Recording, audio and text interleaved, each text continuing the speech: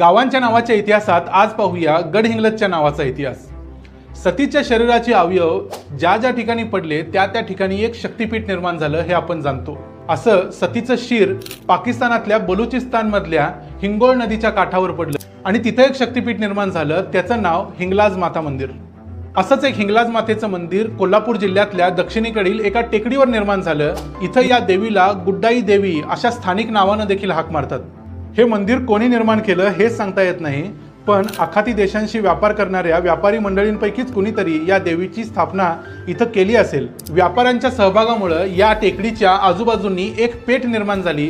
हिंगलाज देवीची टेकडी म्हणून या गावाचं नाव पडलं गड हिंगलज।